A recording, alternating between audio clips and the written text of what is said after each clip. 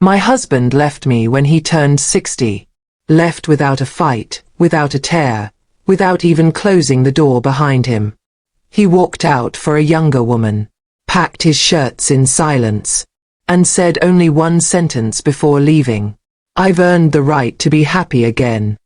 13 years later, at 73, he returned to my doorstep, thin, unfamiliar, shaking, and whispered a new sentence. I have nowhere else to go. My children asked me to forgive him. But forgiveness is not a charity we hand out like medicine. Forgiveness is earned. And what happened next would break and rebuild 3 generations of us. We were married 40 years. Fought, laughed, raised 2 children, buried parents. Did everything people do in a lifetime together. But aging hit him like a mirror he didn't want to face. At 60, he dyed his hair, bought new clothes, started spending late nights at work. I wasn't blind, just hopeful. Then one evening he said, I'm moving out. I met someone. 29 years old. Pretty. Bright smile. Young enough to be our daughter. He didn't ask what I wanted. He didn't even look back when he left the driveway. That night I washed dishes while the ring he gave me in 1978 glistened under the sink light. I wondered how a lifetime could shrink to a suitcase. My children were furious. One stopped speaking to him. The other kept in touch out of duty, not love. I learned to sleep alone. I learned to eat alone. And slowly, painfully, I learned to walk forward without him. For a while, I still set a 3rd plate at dinner. Not intentionally, just habit. 40 years trains your hands faster than your mind. But weeks became months. And months became years. He sent a Christmas card the first year. Just his signature, no message. No love. No apology. By year 3, the card stopped coming. I heard stories through neighbors. He bought her a red car. They vacationed in Florida. She wore diamonds I never owned. People said he looked happy. And I told them I was happy too. Even on nights I cried into the pillow so softly. The walls wouldn't hear me. My children grew. My daughter married. My son had twins. We learned to laugh again, without him. Birthdays, graduations, Thanksgiving dinners. His chair stayed empty. And slowly, painfully, we stopped expecting him to fill it. I started gardening, took community classes, found a new book club at the library. I rebuilt myself brick by brick. Not young again, but stronger. By year 10, he was a memory with wrinkles. By year 12, almost nobody spoke his name. And by year 13, even I believed I had finally outgrown him. Until the night I heard a knock. Slow, weak, like knuckles made of paper. I opened the door. And there he was. Thinner than I remembered. Older than I imagined. Eyes begging like a child who lost his way. He whispered, breath shaking in cold air. Please. I need help. And for the first time in a decade, I didn't know if I was looking at my husband, or a stranger wearing his face. He stood at my door like someone who no longer belonged anywhere. His coat was too thin for the cold. His shoes were worn, uneven, one lace missing. This wasn't the man who walked out proudly 13 years ago. This was someone life had swallowed and spat back out. His voice trembled like he had practiced these words 100 nights. She left me. I'm sick. I didn't know where else to go. For a moment, I felt nothing. No anger, no love, no relief. Just emptiness. I should have slammed the door. But instead, I stepped aside. Not because he deserved entry, but because I deserved closure. He limped into the house that was once his. Looked around like a museum of a life he abandoned. The couch was new. The smell different. The photos on the wall no longer had him. Then he whispered, "You changed everything." And I replied, steady and calm, "You did too." He slept in the guest room. The room that used to be ours. I listened to his coughing through the walls. Deep, wet, painful, the kind that comes with years of regret. But I didn't go to him. Not anymore. Next morning, I called our children. Emma arrived first, jaw clenched like stone, anger burning behind her eyes. She didn't hug him. She didn't enter the room. She stood at the doorway and said, "You don't get to come back because you're sick. Mom survived without you. Now you can survive alone." He tried to speak, but tears choked his words. He looked at his daughter like he was meeting her for the first time. My son, Daniel, came later. He sat beside his father quietly, hands folded, breathing slow. Then he asked one question. "When you left, did you ever think about us?" Silence. Only the ticking wall clock answered. Daniel stood and walked away, shoulders shaking, but he did not cry where we could see. 3 lives broken in one room.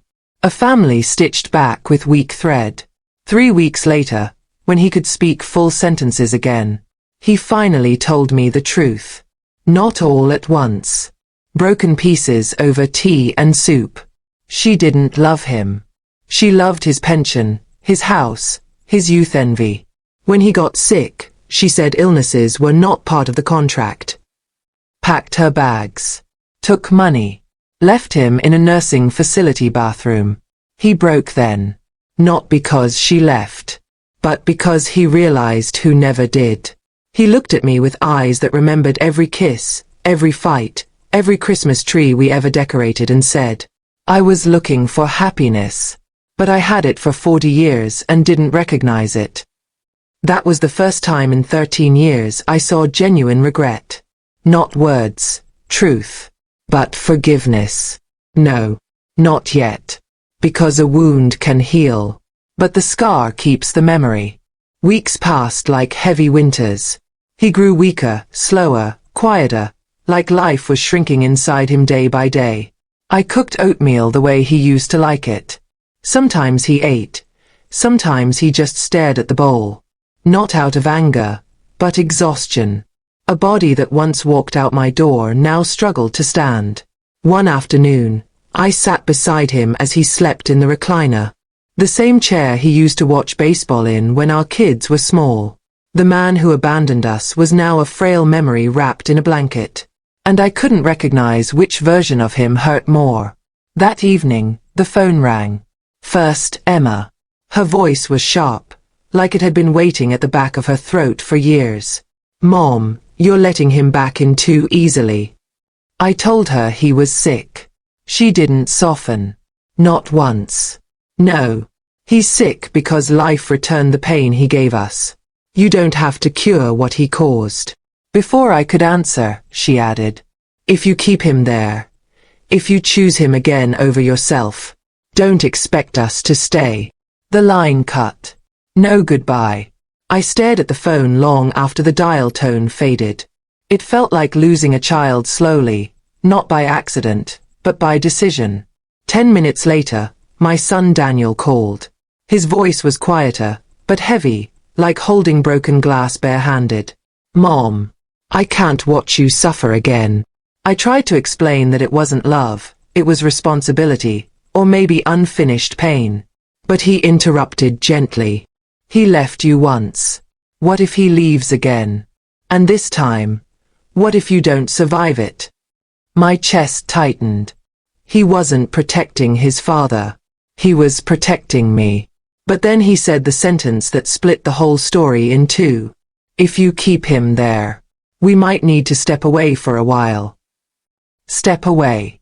Like strangers choosing distance over history. I felt the room tilt. My breath shallow, like I was drowning without water. 2 children, 2 ultimatums.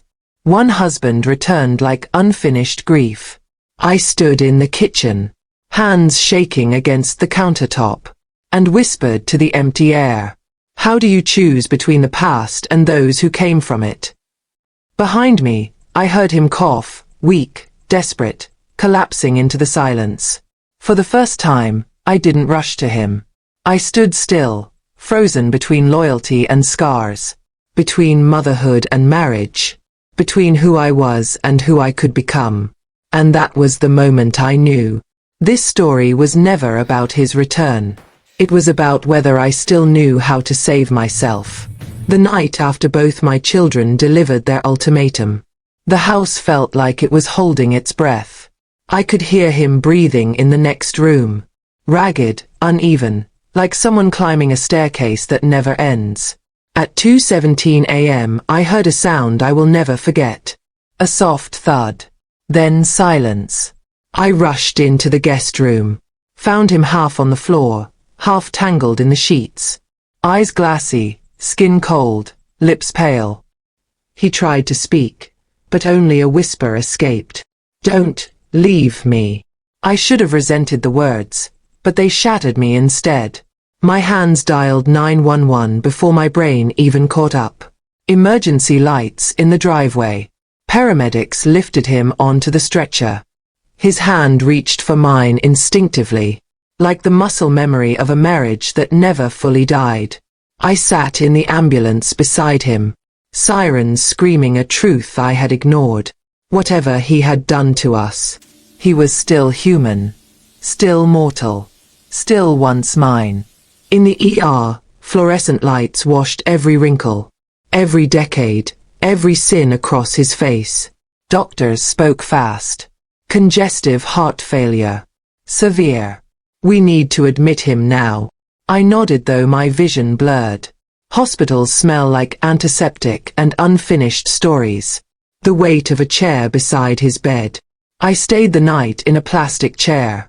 Legs numb, back stiff, heart heavier than all of it combined. He opened his eyes just once near dawn. Looked at me the way he hadn't looked in 20 years. Like he saw wife, not woman left behind.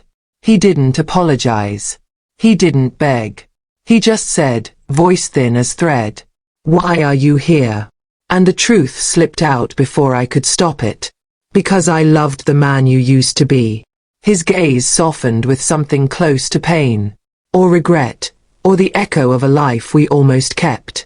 Machines beeped quietly beside us.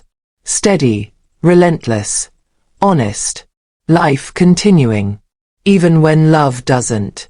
The next afternoon, I sat beside his bed, holding a paper cup of bitter hospital coffee. When the door swung open hard enough to shake the wall, Daniel walked in first, jaw locked, eyes cold. Emma followed, arms crossed tight against her chest like armor. Neither of them looked at him. They looked at me. "Emma, you brought him back into our lives, Mom. You chose him, not us." Her voice wasn't raised. It was worse. It was steady. The kind of steady people use when they're done breaking. Daniel stepped closer to the bed, staring at the tubes in his father's arm. And after years of silence, he finally spoke to him. Not softly. Not kindly. Truth like glass. "Daniel, you left us when we needed you most. Now you expect us to need you." My husband, once proud, loud, unbreakable, closed his eyes, chest trembling, throat tightening around unspoken guilt. He tried to speak. Breath thin, voice cracked. "I made mistakes." Emma snapped like a bridge collapsing. "Mistakes? You walked out. You didn't visit. Didn't call. I graduated without you. Daniel had twins you never met. Mom learned to sleep alone." Her voice broke there, but she didn't let the tears fall. She wouldn't give him that victory. "Emma, you didn't lose this family. You threw it away." Silence. A long, brutal silence. Asterisk asterisk. Machines beeped steadily. The only heartbeat in a room full of broken ones. I wanted to speak, to defend, to soften, to glue pieces back together. But my tongue felt heavy with truths I could no longer deny. He looked at our children with eyes I barely recognized. Eyes full of fear, regret, and finally, honesty. He whispered like a man burying himself alive. "I ruined us." Emma exhaled sharp, like she had been waiting 13 years to hear those 3 words. Then Daniel stepped closer, voice low, but shaking. "We're not here to punish you. We're here to see if you're still worth loving." My husband's mouth opened, then closed, because there was no simple answer. And suddenly, everyone was crying without making a sound. He turned his head slowly, eyes hollow, voice barely more than breath. "You think I walked out for love? For youth? For escape?" He gave a weak, cracked laugh. "I left because I was drowning in debt. And I didn't want you going down with me." The room froze. I took a step closer, but he didn't look at me. He stared into a past that still burned. "I lost everything in bad investments," he whispered. "Stocks, business partners, guaranteed returns, all lies he believed. And when the money disappeared, men far worse than bankers came knocking." His voice trembled like a man who had died once already. "They threatened me. Not just me, you too. They said if I couldn't pay, they'd come to our doorstep." A bitter tear slid into his grey beard. "I thought leaving you was the only way to save you. So I packed one bag, walked out that night, and told myself you'd hate me, but at least you'd be safe." My legs weakened. My fingers dug into the bedrail. 13 years of anger, abandonment, sleepless nights. And now this. Not betrayal of love, but a sacrifice I never asked for. He swallowed, voice scraping. "I paid what I could. And when I couldn't, they took everything. Money, dignity, home, health." His breath shook. "I never meant to stay away forever. I just needed time. But time took everything from me." Silence swallowed the hospital room. Only machines breathed for him. He finally looked at me, eyes wet, pleading, breaking. "I didn't leave because I stopped loving you. I left because your life was the only thing I could still protect."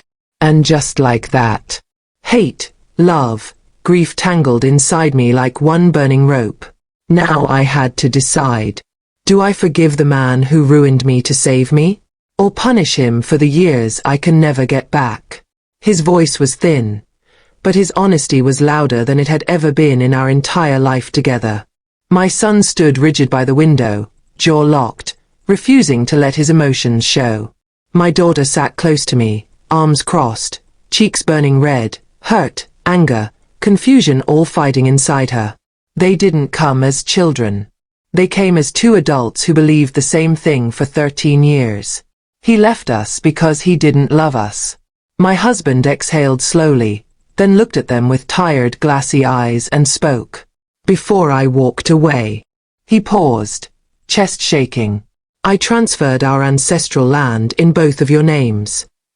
Both their faces changed instantly. My son's eyes widened, disbelief washing through him like lightning. My daughter blinked hard, the resentment in her shoulders melting into something softer, pain mixed with understanding. He continued, voice breaking like old wood. "I was drowning in debt. I lied because I didn't want the people chasing me to hurt you, or your mother. So I left." My daughter covered her mouth, a quiet sob escaping. My son finally stepped closer, 1, 2, 3 slow steps, like he was walking into a truth he never expected.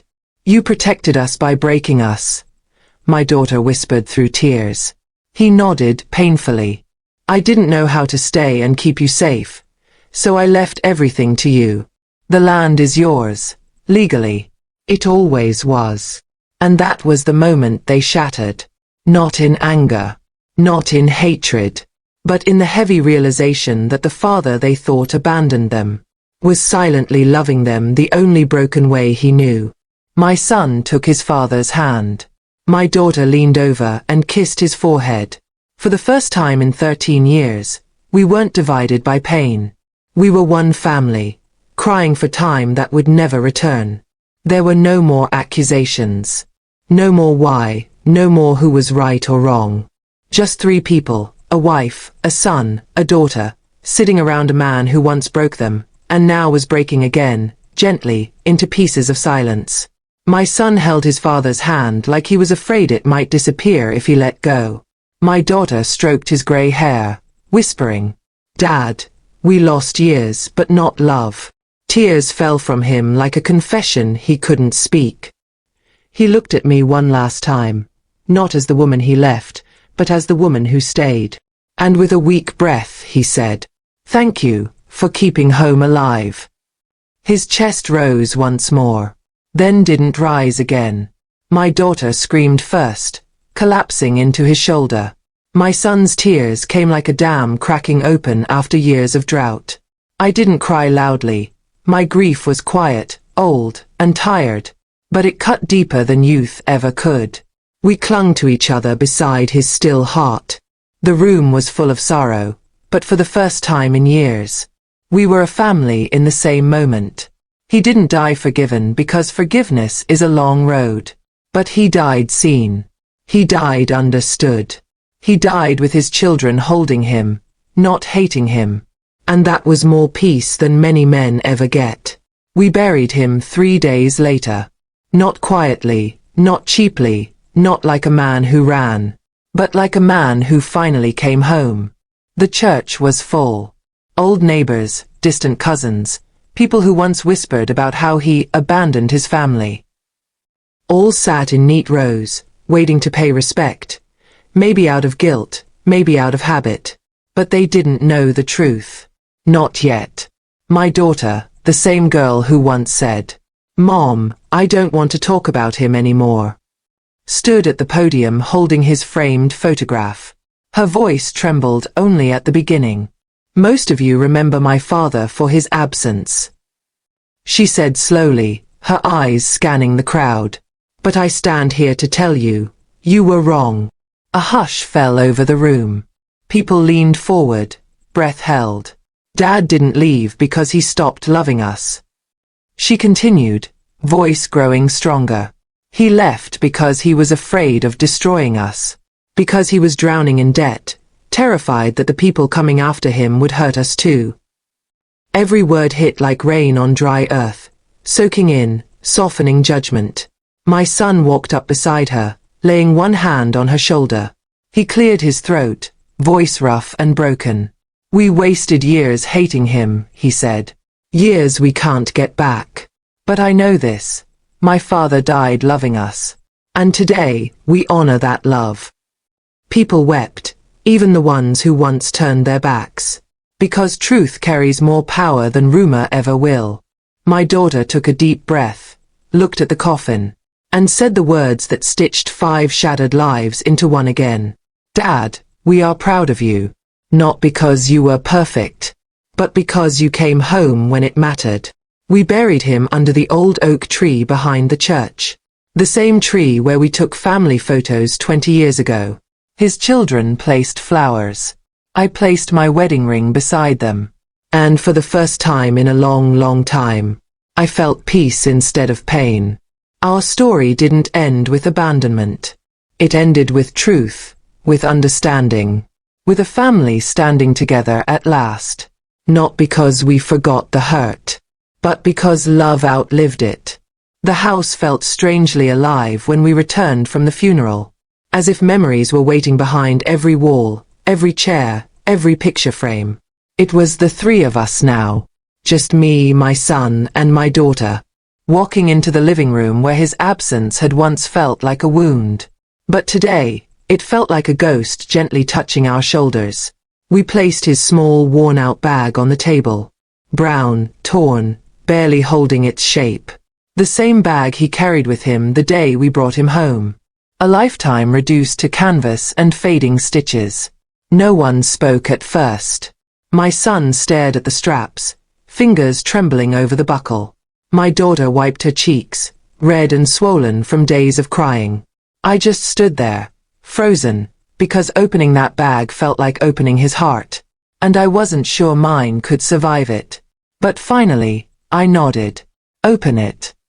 The zipper cracked like old bones. Inside, folded clothes, a toothbrush, a half-empty bottle of cheap cologne, and a small leather-bound diary tied with a black ribbon. My daughter gasped. My knees nearly gave out. My son picked it up with both hands, like something sacred. The leather was soft from years of touch. His handwriting, shaky but still his, was carved into the first page. To my wife. If one day you learn the truth, keep reading. My breath left my body. My daughter opened the first entry. Open book diary entry. Day 1 after leaving home. She thinks I abandoned her. God forgive me for letting her. But danger follows me like a shadow, and I will not let it touch her. My daughter looked at me, eyes wide and flooded. He had written that on the very first night he left. Open book diary entry. Month 2. I stand across the street once a week. I watch her through the kitchen window. She looks smaller without me. My lips trembled. He watched me. He came back. Quietly, secretly. Just to make sure I was okay. All those nights I thought I was forgotten. He was right there, loving me from the dark. Open book diary entry. Year 1. I heard her laugh with the neighbors today. Maybe she is healing. Maybe distance is mercy, not cruelty. My daughter covered her mouth, crying into her palms. My son let tears drop openly. He kept writing, year after year. Open book diary entry. Year 3. The debt is worse. Men want what I don't have. If they find my family, they will ruin them. Better they believe I never cared. My son whispered. He wasn't protecting himself. He was protecting us. Not abandonment. Sacrifice. He died with that secret choking his heart. My daughter turned pages slowly, hands shaking as if each sentence was made of glass. And then we reached the entry that broke us in half. Open book diary entry. Year 5. Final. I saw her yesterday. Not up close, from across the grocery lot. Her hair is whiter now. Her walk slower. But her kindness, still the same. We froze. He had seen me the day I found him, before I walked up to him. He recognized me first. He watched me first. He loved me still. And then the last paragraph. One we read in complete silence. If she finds me again someday, if she forgives what she thinks I did, I will fall to my knees. Not because I deserve her love, but because she always deserved mine. My daughter sobbed into my shoulder. My son slid onto the floor, covering his face. I held that diary with both trembling hands, pressing it to my heart as if I could feel his pulse through the pages. My husband did not die a coward. He died a man who carried love like a burden, alone, to keep us safe. Everything we hated him for was everything he suffered to protect us from. The room filled with a different kind of silence. Not cold, not bitter, but heavy, full of truth, full of ache, full of the love we never got to give back. My daughter picked up his clothes, folded them gently like they were newborn skin. My son placed the cologne bottle near the window where the sun touched it softly. And I placed the diary on the table, open, because his words deserved to breathe. His life had been a storm. But this room felt like sunrise. That night changed us. We didn't speak much after. Some moments can only be felt, not described. We sat on the couch, the three of us, hands intertwined like broken branches finally growing toward each other again. We stayed like that for hours, crying softly, grieving deeply, loving loudly, without a single word spoken. Because truth doesn't need language. It just needs space. And for the first time in 5 painful years, we gave him space. Not of distance, but of understanding. The last page. My daughter found it later, tucked into the back cover. A single sentence written shakily, as if he knew time was short. Tell them I never stopped loving them, not even for one breath. We cried again, not from pain, but release. Because now we knew. He never left us. Not really. He just carried the hurt for us, until his body could carry no more. And we finally carried the love back.